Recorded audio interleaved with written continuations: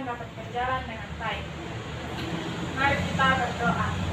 Selamat pagi Bapa, selamat pagi Roh Kudus, selamat pagi Tuhan Yesus. Terima kasih Tuhan karena Engkau telah menjaga kami dari rumah kami masing-masing hingga tiba di tempat ini dengan baik dan selamat. Sudah saatnya untuk kami memulai dengan pembelajaran kami. Tuhan Yesus memberkati agar dari awal pertengahan hingga boleh berakhir dengan baik. Terima kasih Tuhan. Amin.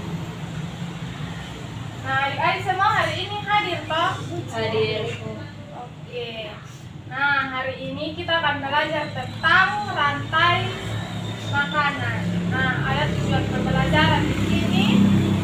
Yang pertama yaitu adik-adik dapat mendeskripsikan hubungan antara makhluk hidup yang berkaitan dengan makanan dalam bentuk rantai makanan. Tujuan yang kedua yaitu adik-adik dapat mengidentifikasikan peran makhluk hidup pada rantai makanan. Oke. Nah, adik-adik sudah pernah dengar atau belum apa itu rantai makanan? Sudah? Ya. Nali, rantai makanan itu apa? Rantai makanan adalah urutan makhluk hidup.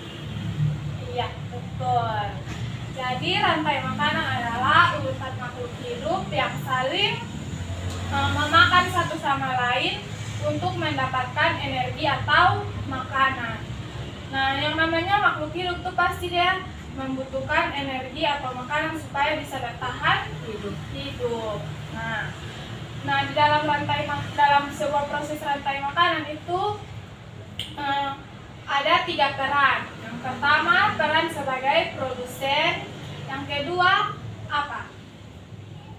Konsumen. Yang ketiga, sebagai pengurai. Nah, makhluk hidup yang berperan sebagai produsen merupakan makhluk hidup yang dapat menghasilkan makanan dengan sendiri. Nah, contoh makhluk hidup yang menghasilkan makanan sendiri itu apa?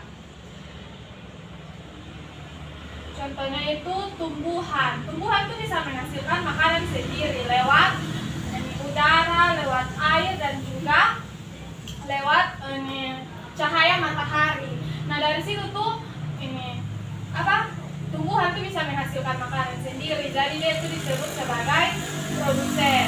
Nah, yang berikut makhluk hidup yang berperan sebagai konsumen.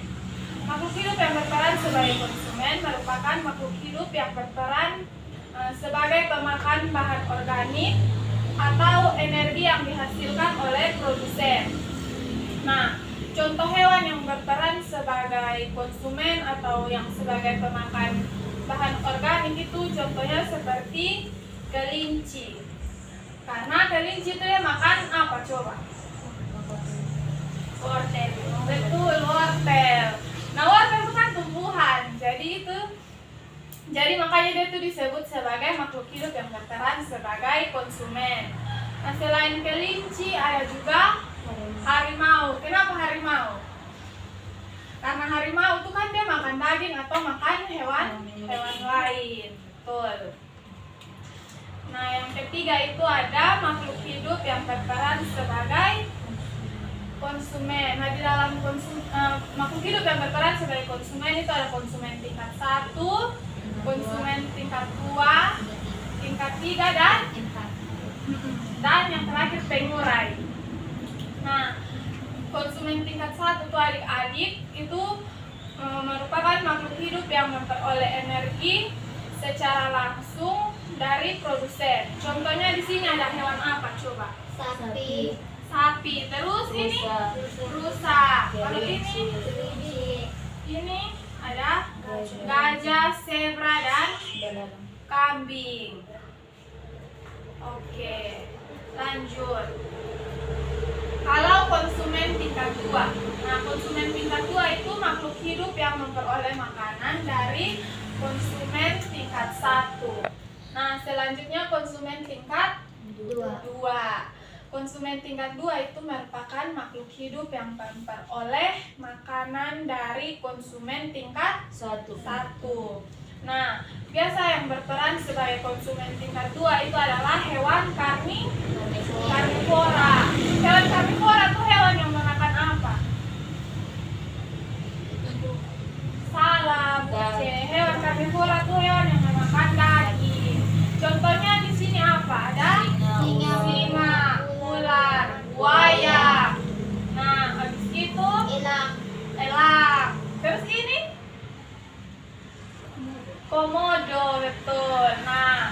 konsumen tingkat 2 itu makhluk hidup yang berperan di konsumen tingkat 2 itu adalah hewan karnivora atau hewan pemakan daging. Betul. Selanjutnya ada konsumen tingkat 3.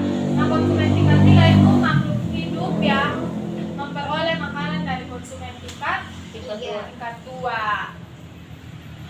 Nah, setelah konsumen tingkat 2 selanjutnya ada pengurai. Ada apa, Liku? Ada pengurai atau dekomposer. Nah, pengurai atau dekomposer itu adalah makhluk hidup yang menguraikan kembali zat-zat makanan yang terdapat dalam tubuh hewan atau tumbuhan yang telah mati. Jadi kalau konsumen tingkat 1, tingkat 2, tingkat 3 sudah mati, itu maka akan diuraikan oleh dekomposer atau pengurai. Nah, makhluk hidup yang berperan sebagai pengurai itu ada jamur dan bakteri. Nah, itu yang disebut dengan makhluk hidup yang berperan sebagai pengurai. Oke. Nah, di sini kita akan masuki contoh rantai makanan pada ekosistem sawah. Nah, di sini adik-adik bisa lihat ada contoh rantai makanan pada ekosistem sawah. Nah, di sini coba adik-adik lihat yang mana dari ini gambar nih, yang mana yang dinamakan dengan produsen? Padi, iya betul. Yang pertama itu padi. Nah, padi ini selanjutnya padi akan dimakan oleh burung pipit. Nah, padi akan dimakan oleh burung pipit, kemudian burung pipit akan dimakan oleh ular. Ini ular loh. Nah, ular sawah ini berperan sebagai konsumen tingkat 2. Nah, setelah ular sawah mati itu dia akan dimakan oleh burung elang. Burung elang itu berperan sebagai konsumen tingkat tingkat 3, betul. Setelah burung elang mati, maka dia akan diuraikan oleh bakteri. Nah, bakteri ini yang berperan sebagai tingkat 4 atau pengurai. Oke, jadi tadi mulai dari mana? Dari padi, burung pipit, ular sawah, burung elang, dan bakteri. Oke. Nah, selanjutnya ada rantai makanan pada ekosistem laut. Di sini yang berperan sebagai produsen ada fitoplankton. Tahu fitoplankton toh? Ini biasa di laut tuh. Nah, dari fitoplankton selanjutnya ada udang berperan sebagai konsumen 1. betul, konsumen tingkat 1. Setelah udang mati akan dimakan oleh ikan tuna atau konsumen tingkat 2. Nah, setelah ikan tuna mati akan dimakan oleh singa laut atau konsumen tingkat 3. Setelah singa laut mati maka dia akan diuraikan oleh ini bakteri atau pengurai. Nah, itu tadi contoh rantai makanan pada ekosistem laut dan pada ekosistem sawah. Nah, sekarang adik-adik akan diberikan tugas kelompok. Jadi satu kelompok 2 orang. Adik-adik kerjain ya.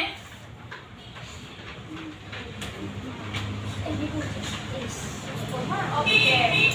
Nanti kerja 5 menit, setelah itu kakak akan kumpulkan itu kembali.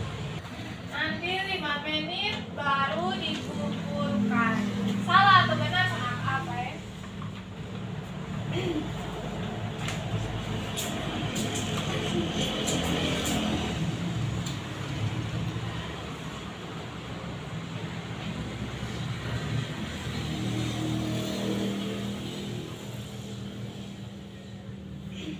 Oke, sudah.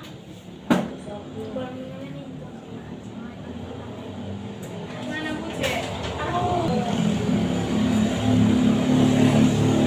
Oke.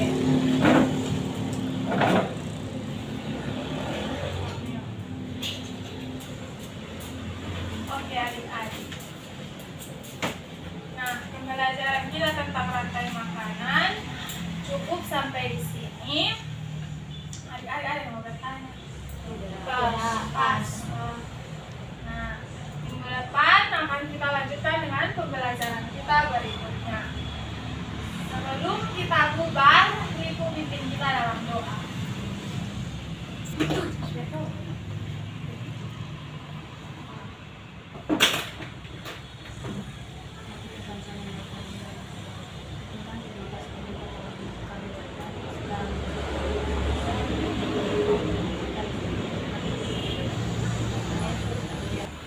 Oke, Ibu, terima kasih.